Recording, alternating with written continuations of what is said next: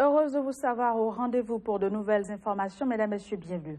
On démarre cette édition par le Maroc, où près de 16 millions d'électeurs votent ce vendredi pour élire 395 députés.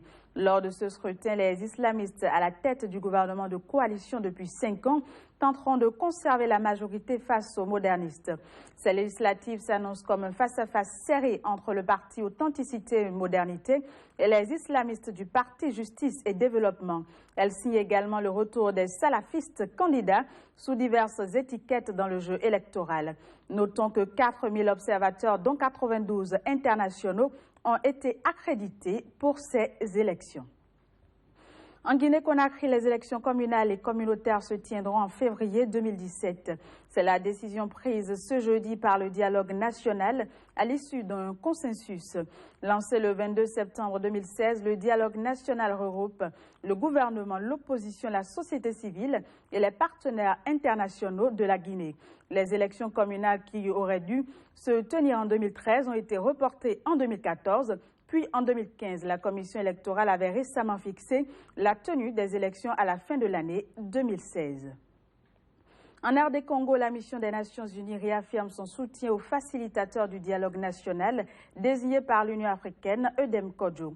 Pour la MONUSCO, le dialogue reste le cadre par excellence de règlement des divergences observées dans la classe politique congolaise en vue d'un processus électoral crédible et transparent. Suivez plutôt.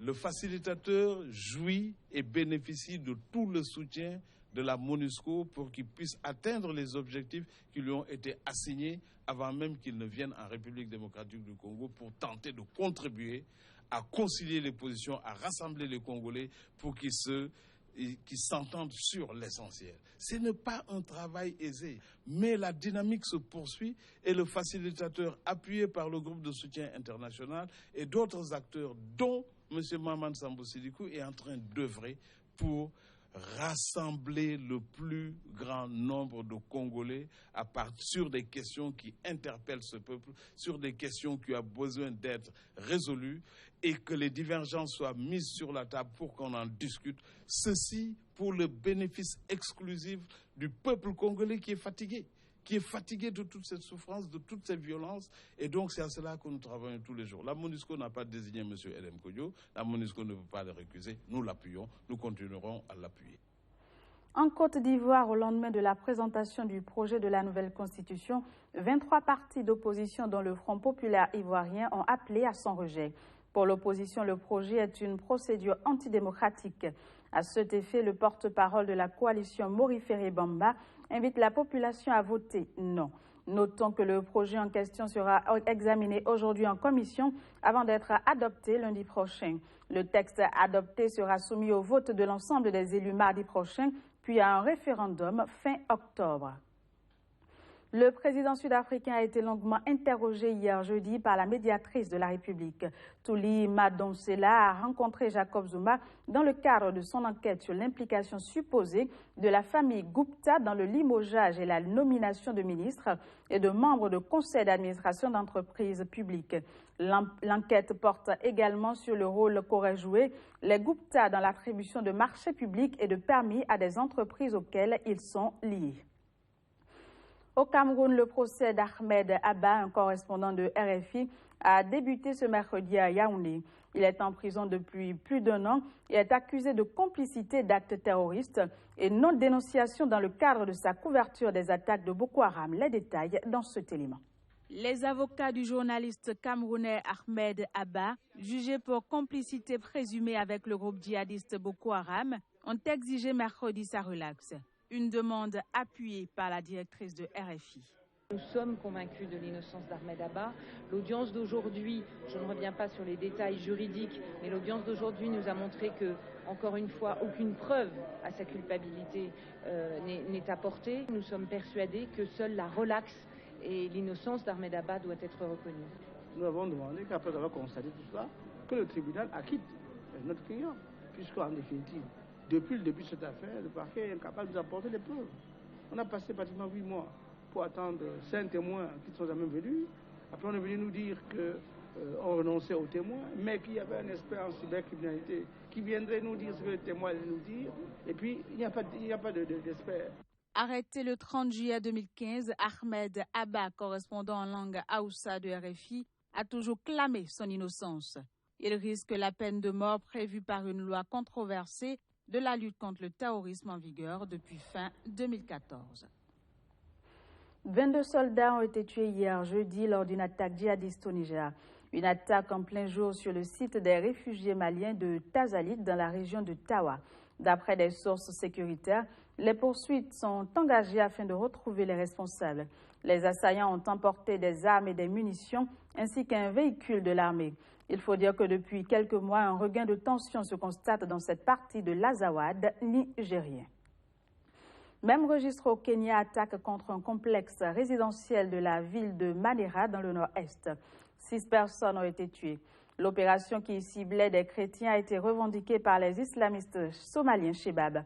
Ils avaient déjà mené une embuscade contre un bus en 2014. Ils avaient séparé les passagers en fonction de leur religion et avaient exécuté 28 personnes non musulmanes.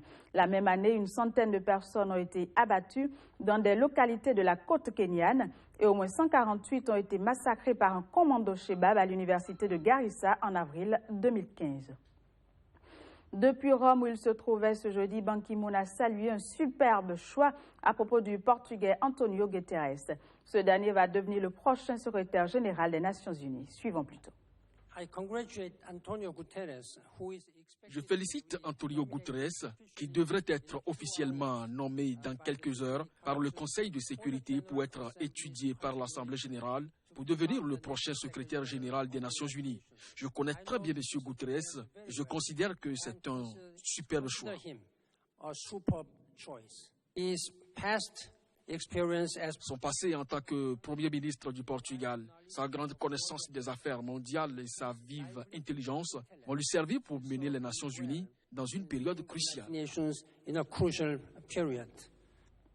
Une note de santé à présent de plus en plus dans le monde. 7 décès sur 10 sont liés à des maladies non transmissibles. On meurt de moins en moins de paludisme, de diarrhée ou du sida. On pris les relais, les affections cardiovasculaires, le diabète ou encore la maladie d'Alzheimer, d'après une étude publiée ce jeudi. Reportage. Élaboré par la revue The Lancet et l'Institut des mesures et évaluations de la santé, le panorama de la santé mondiale donne le signal. La chute des taux de mortalité pour de nombreuses maladies transmissibles est salutaire. Le sida, par exemple, a été à la base de moins de 33% de décès l'année dernière, comparé à 2005. Pendant ce temps, les décès dus au paludisme ont baissé de 37% sur la même période. Ce bilan 2015 des maladies graves, traumatismes et facteurs de risque pour la santé indique que les décès par maladie cardiovasculaire ou par cancer ont eux aussi reflué, mais à un rythme beaucoup plus lent. Conséquence, sur 56 millions de décès constatés en 2015, 70% ont été causés par des maladies non transmissibles, lesquelles maladies sont souvent liées au mode de vie. Les pays concernés doivent prendre conscience de ce changement pour mieux orienter leur politique de santé dans la perspective d'atteindre d'ici à 2030 les objectifs de développement durable fixés par les Nations Unies. L'espérance de vie dans le monde a augmenté de plus de 10 ans entre 1980 et 2015 pour atteindre 69 ans en moyenne chez les hommes et 78 ans chez les femmes, selon cette étude qui rassemble les données de 195 pays et territoires. La performance de chaque pays est également prise en compte par cette étude. Annoncée par l'ONU en 2015 pour succéder aux objectifs du millénaire, les objectifs de développement durable visent notamment, d'ici à 2030, à mettre fin à l'épidémie du sida, à la tuberculose et au paludisme, à réduire d'un tiers la mortalité prématurée due aux maladies non transmissibles, à éliminer les décès évitables d'enfants de moins de 5 ans et à faire passer la mortalité maternelle sous 70 pour 100 000 naissances. On passe à présent à la revue de presse, ce sera juste après ceci. Avec moi sur ce plateau, Johannes Toano, bonjour et bienvenue. Génial. Afouda, bonjour amis téléspectateurs, bonjour. Alors on démarre cette revue de presse par l'Afrique du Sud. Les affaires se suivent et se ressemblent. Jacob Zuma n'en a pas fini avec la justice de son pays. Absolument, génial. Afouda, haro sur le président Zuma qui a trop souvent maillé à partie avec la justice sud-africaine. Jeune Afrique. Afrique du Sud, Jacob Zuma interrogé pendant 4 heures dans une affaire de corruption. Africa numéro 1 se veut plus précis. Afrique du Sud, le président Zuma interrogé par Madame Anticorruption. Il a dû répondre sur l'implication supposée de la famille Gupta dans le limogeage et la nomination de ministres et de membres du conseil d'administration d'entreprises publiques. Cette famille indienne aurait une forte autorité sur le président. RFI Afrique. Afrique du Sud, des grands patrons accusent Jacob Zuma de nuire aux affaires. Ils estiment que le président est un frein au développement de son pays. Direction la République démocratique du Congo, passe d'armes entre la Belgique, pays colonisateur, et les autorités quinoises. Absolument, on retrouve ce titre avec Jeune Afrique. Une nouvelle fois, attention, en RDC, la Belgique réduit la durée des visas à 6 mois pour les diplomates congolais. Réponse du berger à la bergère avec Radio Okapi. La RDC envisage le refus des visas aux détenteurs des passeports diplomatiques belges. Onewo Vision RDC.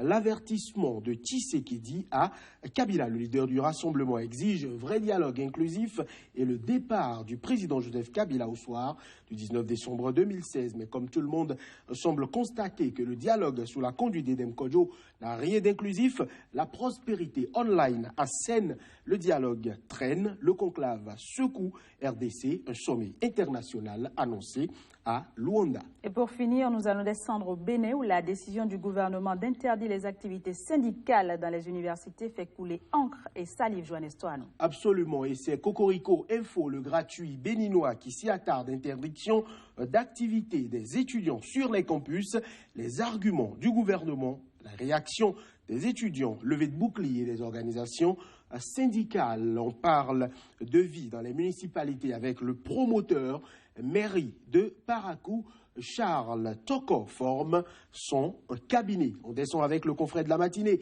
6 avril 2016, 6 octobre 2016, zoom sur les grandes décisions audacieuses du président Talon en 6 mois de gestion. Et puis sport, toujours avec le confrère de la matinée, démarrage du championnat professionnel.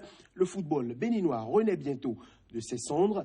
Tout le calendrier des matchs des Ligues 1, 2 et 3 à retrouver dans les colonnes du quotidien béninois, le confrère de la matinée. Et c'est sur cette note du Bénin que prend fin cette revue de presse que je vous remercie de nous avoir présenté. Joannes Toano. On se donne rendez-vous pour une autre fois. La semaine prochaine, assurément. Mesdames, Messieurs, vous l'avez compris, ce sera tout pour ce journal. Merci d'avoir été des nôtres et très bonne suite de programme.